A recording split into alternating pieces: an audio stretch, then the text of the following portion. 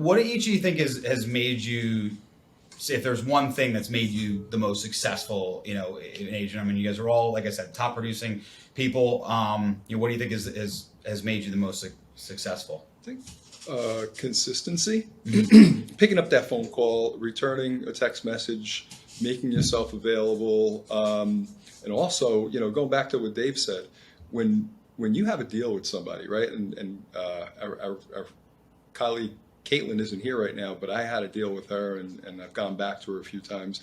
That relationship that you establish with that person, I get excited to see their name again, to go back and be like, oh my gosh, I know this person.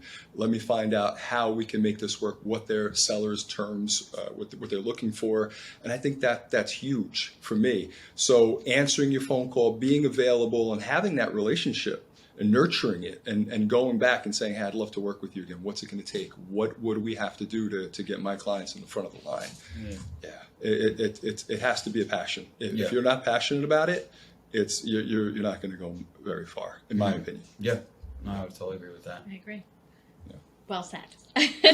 I agree. Passion, absolutely. But also finding a common ground with these people. They want to know that you're human, not just a robot. So I feel that I really bond with them. And then we go from client, realtor, to become friends by the end. Yeah, so sometimes at closing table, I feel like I'm getting a divorce.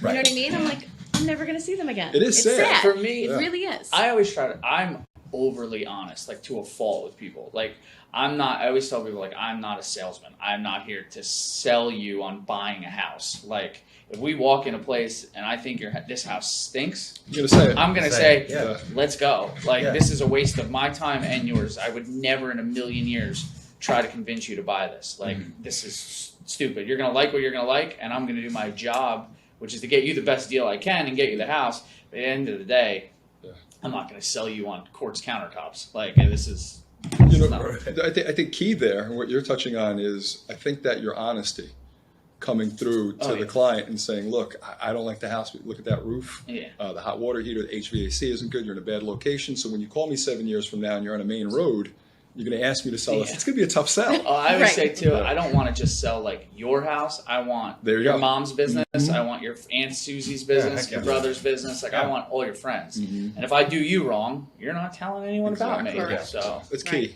That's key. Right. And listen, I've seen that with all of you, that you see, like, comes the brother and the sister, or the person that you did deal for last year, and now they're, upgrading to a new house and everything. But, like, to your point about, like, we talk about this all the time, the word, like, selling. Like, when you think of the word sales, I feel like there's such a negative connotation to that word. Like, I think people correlate it to convincing or, or just, like, selling or being conniving or whatever. But I mean, to me, selling is really helping. You know what I mean? I mean, you were there to try to solve a problem. You were try to help them, meet their needs, whatever that may be. So yeah, I mean, trying to convince them to buy a house that is not a good fit. I mean, that's gonna come out in the wash real quick. You've done that a couple of times too. I just 2 days ago came up with someone, and it was like, I forget who it was, but they basically were like, he's the only mortgage person I've ever dealt with that literally told me, no, I don't do this. Like, this is not a good idea. And, like, turn down my business because financially it was a bad idea for them. And I think people are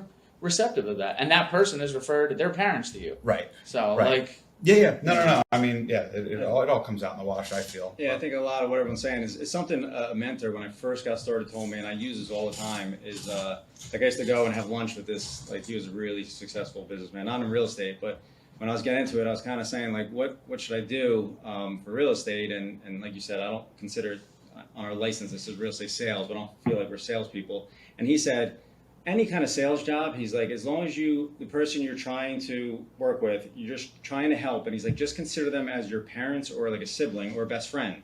And he's like, and just give them that advice. If it's your parents sitting across from you, if you're selling their house or taking them out to buy a house, what advice would you give your parents or a sibling or best friend? That's really good advice. And that's like, and that I've always, and that was like right when I was getting started, and I've always went back to that. And sometimes, like, it's hard because they have different situations and stuff. But it's like, if you're looking at saying, how would I advise my parents?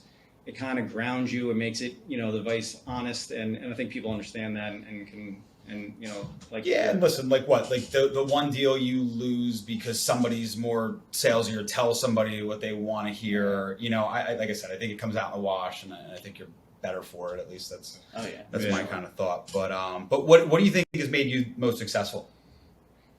I think that approach, like kind of treat my clients like, when I think about advising them, like kind of like they're like my parents or a best friend, kind of how would I talk to them?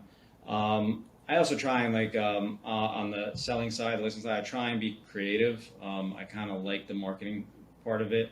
So the different technologies and stuff out there, I try and stay really up to date and all that, and try and be creative and a little different. Try and take different angles. And I mean, there's, like I said, there's a lot of agents. There's a lot of people doing similar things, so I try and change it up and try and help my clients stand out and as myself as well. Yeah, no, you got to stand out. I know you've done some pretty specific things in terms of targeting, different ways to target listing opportunities and stuff like that are pretty interesting.